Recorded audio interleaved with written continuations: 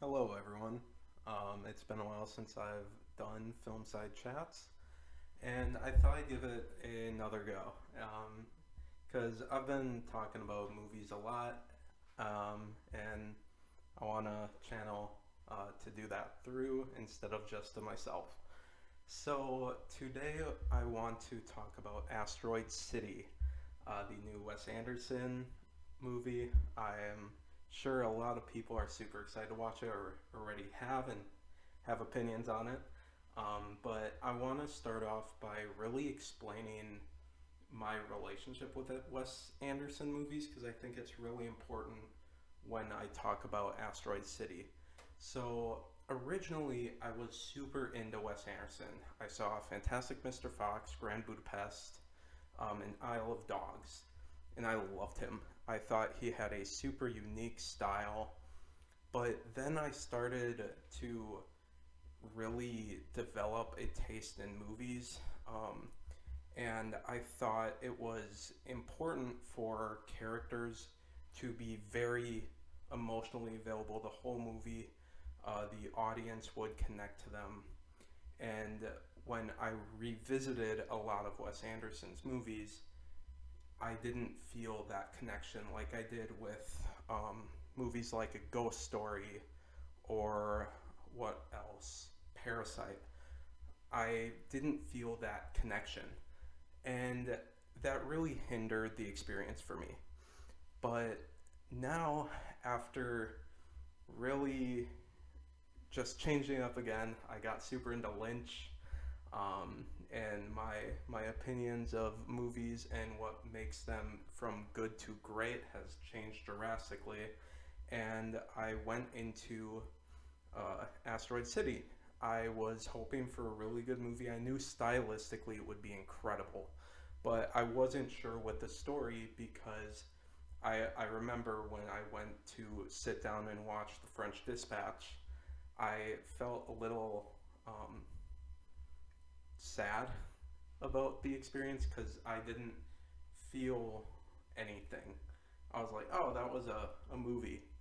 But I was really hopeful with Asteroid City, and oh man, it very much exceeded my expectations. I love this movie. I think it's incredibly deep. Very not Wes Anderson because it really it's more of his weird thing. I wouldn't say it's not Wes Anderson. It's just very weird, and only Wes Anderson can kind of create this story.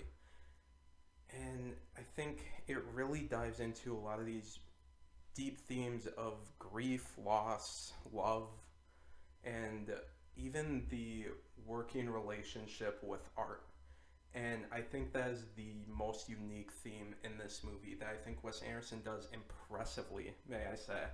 I think the kind of jumping narrative really changes the sort of presentation, and it makes it easier to jump between this idea of how grief can affect someone um, within a family, and then jump to a artist's relationship with um, their product, their art.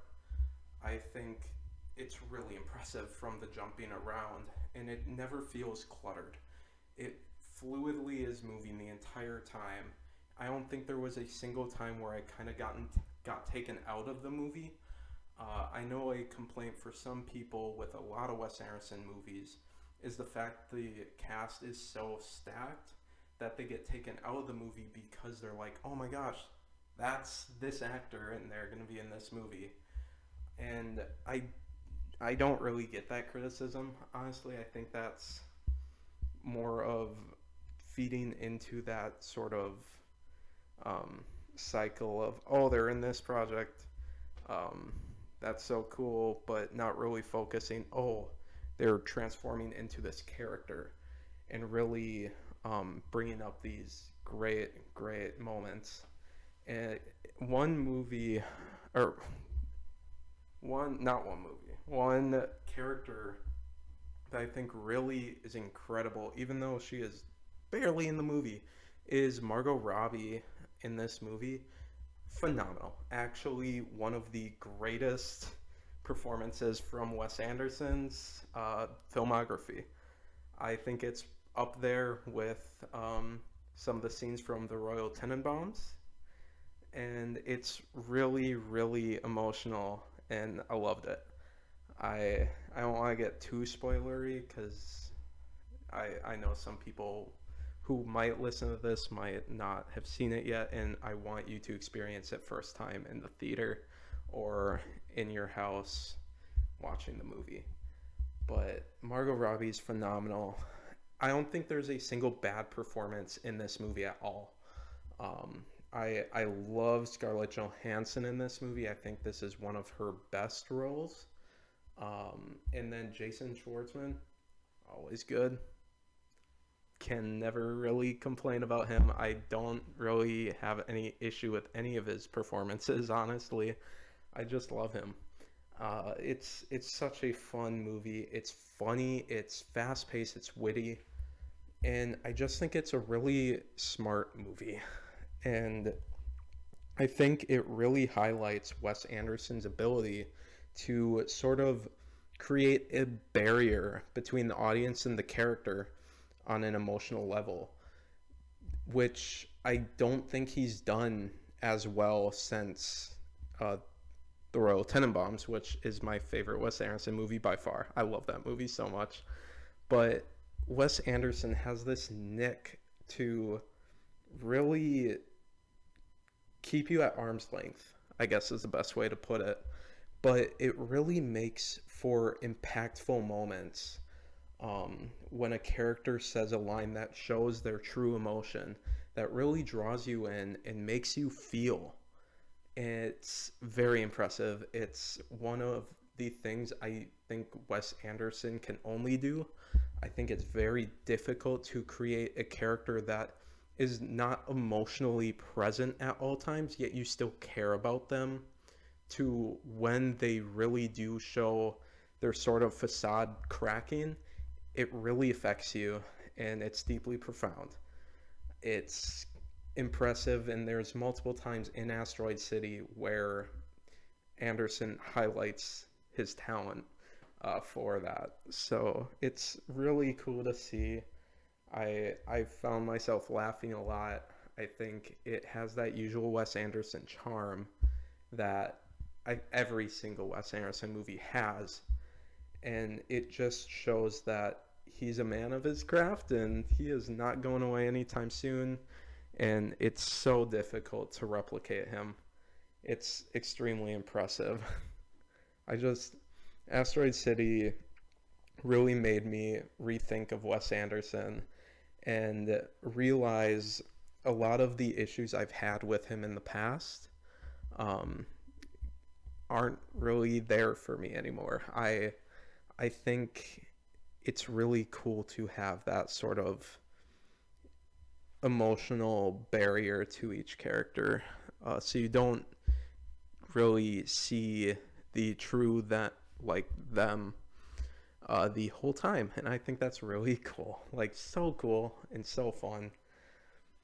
And it really made me, actually right after that, I went to revisit the Royal Tenenbaums because I kept thinking of that specific scene. If you've seen the Royal Tenenbaums, you'll know the the scene I'm talking about. But I wanted to revisit it just to see how he does it, and it's crazy. Like, if you've seen Asteroid City, revisit his older stuff because it's always been there. His talent's always been there, and it's incredible. And I don't know what else I can say other than please go watch this movie. It's great. It's emotional, and it's a movie that's really going to make you think about everything, about life, about love, about a sort of parasitic nature um, art can create. And I think it's really, really fun.